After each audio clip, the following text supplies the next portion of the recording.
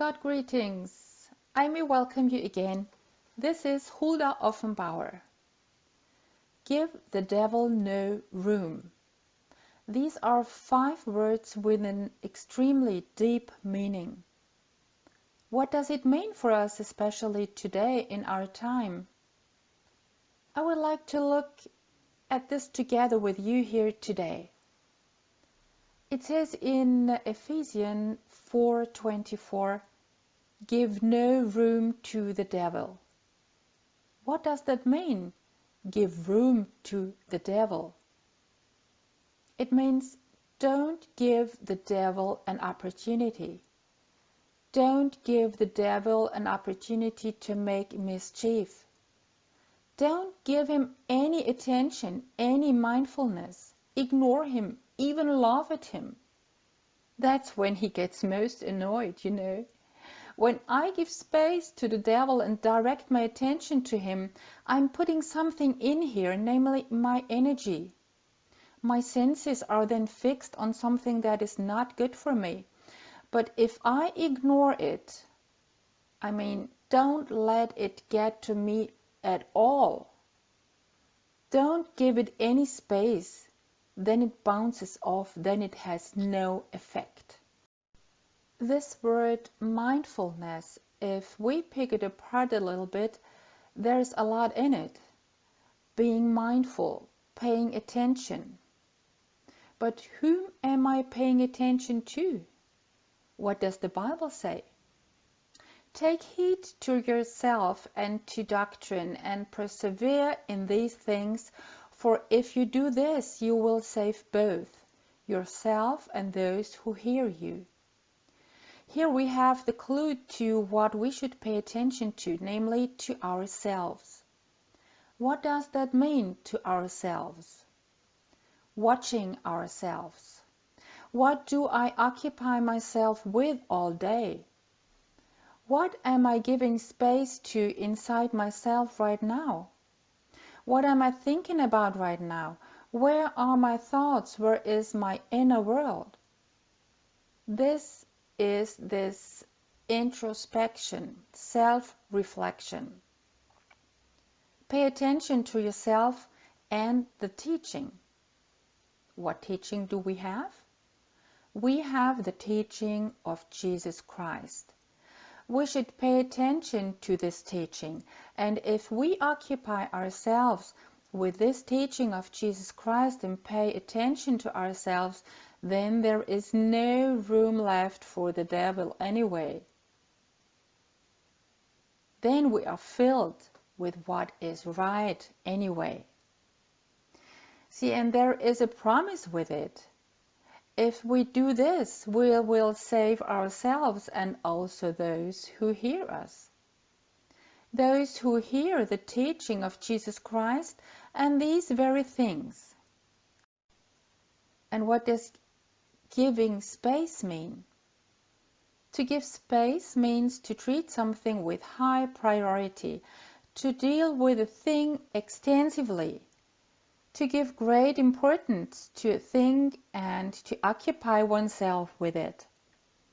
To give oneself space also means opportunity to work.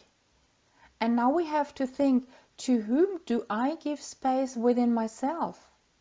Who may work there? To whom do I attach importance? What do I occupy myself with? What is my priority in my life? Does God and His Word have priority number 1 in my life? Or is it somewhere behind work, family, children, hobbies, and so on? That belongs naturally, everything, to the life, to it, but the priorities should be set in such a way that between God and ourselves nothing may stand. Because this will become to us in the long run again the curse. In 2 Corinthians 2:7 it says, give us room in your heart. This was a call to the church to give them room in their hearts. What does that mean? What is meant by hearts? When we read about hearts in the Bible, it is equated with the mind, the will. The heart is where everything comes from. It is also equated with feelings and thoughts. It is the center of us.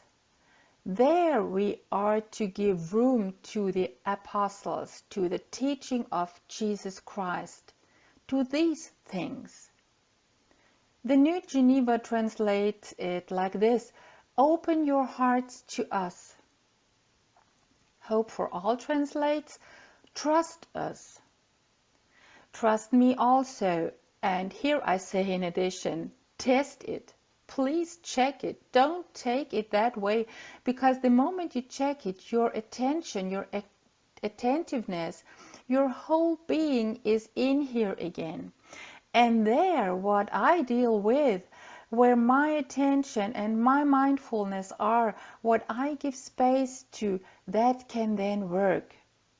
If I examine these things, if I occupy myself with the teachings of Jesus Christ, then the truth has the possibility to convince the heart. Because the truth holds within itself a divine power that can convince the heart that it is the truth. The truth always feels good. I don't want to overstate feelings here now, but we must never turn off the heart and the mind when reading the Bible. They always belong together. We should ask ourselves more often during the day, where is my attention? What is my focus? What is my lens set to? If I want to take a sharp, good photo, for example, with a good result, I have to set the lens right. And if I want to hear good music on the radio, I have to set the radio station right so that I can hear the music clearly. If we have a vision or a dream, take the New World for example, we must always have that in mind. That is where our attention should be focused. Of course, the adversary wants us to be distracted, and there are many means he offers us through the world. But if I have this vision, then I support that with a vision board, for example. A vision board is a book or a big pin board. I have it at home. There I have beautiful newspaper clippings, beautiful pictures, pictures of animals, pictures of nature, articles about ideal soil cultivation. I collect all the facts here, how it should be then on the New World. This is my vision board. I always have this in front of me in my office. That means I'm always directed toward my goal. And if now the devil comes and wants to have room with some videos about the Ukraine, for example, then I don't give him room. My vision is something else, and I always have that in my mind. I pay attention to that. I'm attentive to that. I pay attention to that. Of course, this is connected with Jesus Christ, because without him, it is not possible at all. What else can I do? I can make a to-do list where I write down ideas and small goals and work through them one after the other. And I can also think about how I can change my daily routine. What routine can I establish to get closer to my goal? So set small sub-goals. It is always important also when I have a vision, a dream, to ask, who am I? Who am I really?